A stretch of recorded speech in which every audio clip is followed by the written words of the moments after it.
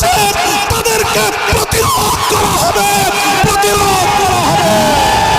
হাসিনাকে ধরে এনে বিচারের কাঠগড়ায় দাঁড় করাতে হবে। প্রিয় সাথী ও বন্ধুগণ, বক্তব্য শেষ। ইনশাআল্লাহ বিগত দিনে যেভাবে আমরা রক্ত দিয়েছি পিলখানায়, যেভাবে আমরা রক্ত দিয়েছি শাপলা চত্বরে, যেভাবে আমরা রক্ত দিয়েছি মোদি বিরোধী আন্দোলনে হাটহাজারীতে, যেভাবে রক্ত দিয়েছি আমরা মোদি বিরোধী আন্দোলনে ব্রাহ্মণবাড়িয়ায়, ঠিক আগামী দিনে দেশের স্বাধীনতা রক্ষার জন্য, ইসলামের হেফাজতের জন্য যদি আবার রক্ত দেওয়ার প্রয়োজন হয়, স্বাধীনতার ঝান্ডা নিয়ে রক্ত দেওয়ার জন্য প্রস্তুত থাকবে কারা?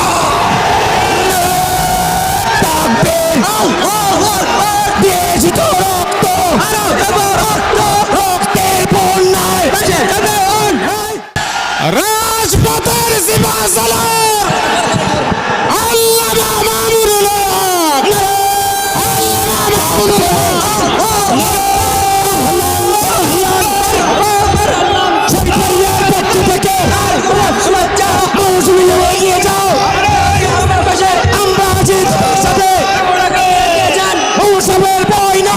আসসালামু আলাইকুম ওয়া রাহমাতুল্লাহ।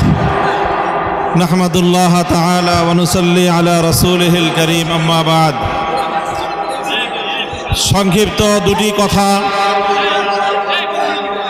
আমি সর্বপ্রথম অন্তর্বর্তীকালীন সরকারকে একটি ঐতিহাসিক সিদ্ধান্ত গ্রহণ করবার জন্য ধন্যবাদ জানাই। তারা বলেছেন নাকের ডগায় শত শত শহীদের লাশের গন্ধে পার হয়ে 50 বছরের সেই পুরনো কোনো নিহত ব্যক্তির জন্য জাতীয় শোক দিবস পালন করার কোনো অর্থ হয় না। এজন্য 15ই আগস্ট শোক দিবস বাতিল ঘোষণা করে একটি ঐতিহাসিক সিদ্ধান্ত গ্রহণ করেছে। এজন্য আমি অন্তর্বর্তীকালীন সরকারকে ধন্যবাদ জানাই। আরেকটি বিষয় আমি দেশবাসীকে সতর্ক করতে চাই, হেফাজতে ইসলামের নেতাকর্মীদেরকে সতর্ক করতে চাই। ইতিমধ্যে আপনারা বিভিন্ন যোগাযোগ মাধ্যম, সামাজিক যোগাযোগ মাধ্যমে দেখেছেন পরাজিত শক্তির ফ্যাসিবাদী নেত্রী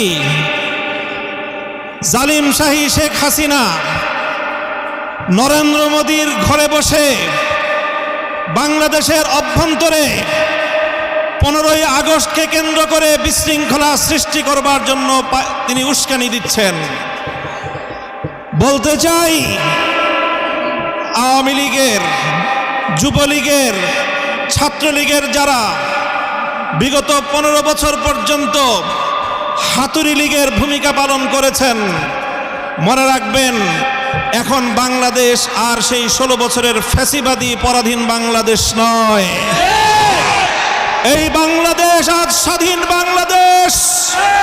ছাত্র জনতার এক সাগর রক্তের বিনিময়ে অর্জিত এই স্বাধীন বাংলাদেশে যদি 15ই আগস্টকে কেন্দ্র করে কোন নৈরাজ্য সৃষ্টির পায়তারা করা হয়, সারা বাংলাদেশে তাদেরকে প্রতিরোধ করা হবে।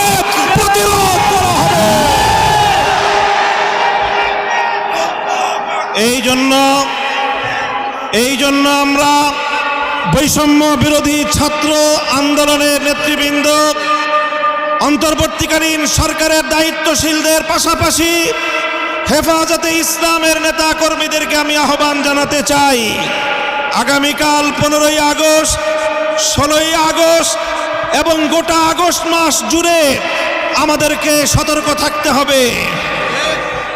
কারণ মনে রাখবেন, আওয়ামী লীগের রাজনীতি হলো প্রতিহিংসার রাজনীতি। 1975 সালে 3.5 বছরের অপশাসনের যুগে শেখ মুজিবুর রহমান সাহেব নির্বিচারে দেশের 30,000 যুবককে হত্যা করেছিল।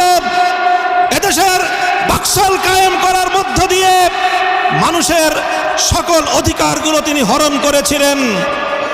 অধিকার হারা মানুষ তখন তারা ক্ষুব্ধ হয়ে ধানমন্ডির 32 নম্বর বাড়িতে অভ্যুত্থান পরিচালনা করেছিল।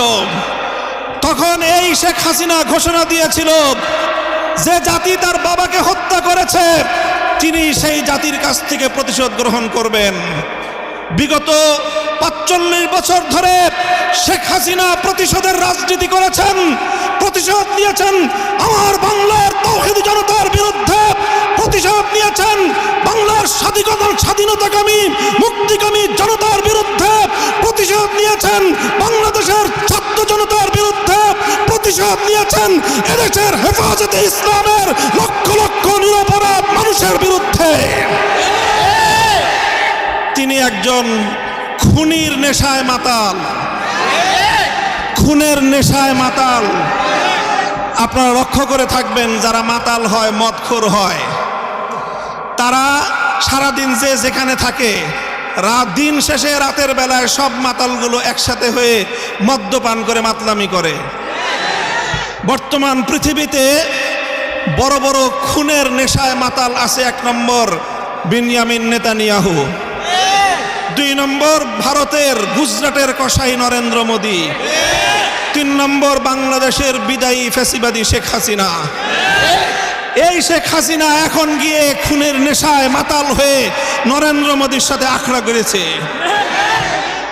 যদি সেখান থেকে বসে বাংলাদেশের স্বাধীনতার উপর কোনো হস্তক্ষেপ করার চেষ্টা করা হয়, তাহলে বাংলাদেশের মাটিতে ভারতীয় দূতাবাস থাকতে পারবে না। শেখ হাসিনার বিরুদ্ধে বাংলাদেশে বিভিন্ন থানায়, আদালতে হত্যা মামলা দায়ের হয়েছে। আমি আহ্বান জানাতে চাই, খুনি হাসিনাকে ধরে এনে বিচারের কাঠগড়ায় দাঁড় করাতে হবে। প্রিয় সাথী ও বন্ধুগণ, বক্তব্য শেষ। ইনশাআল্লাহ বিগত দিনে যেভাবে আমরা রক্ত দিয়েছি পিলখানায়, যেভাবে আমরা রক্ত দিয়েছি শাপলা চত্বরে, যেভাবে আমরা রক্ত দিয়েছি মোদী বিরোধী আন্দোলনে হাটহাজারীতে, যেভাবে রক্ত দিয়েছি আমরা মোদী বিরোধী আন্দোলনে ব্রাহ্মণবাড়িয়ায়, ঠিক আগামী দিনে দেশের স্বাধীনতা রক্ষার জন্য, ইসলামের হেফাজতের জন্য যদি আবার রক্ত দেওয়ার প্রয়োজন হয়, স্বাধীনতার ঝান্ডা নিয়ে রক্ত দেওয়ার জন্য প্রস্তুত থাকতে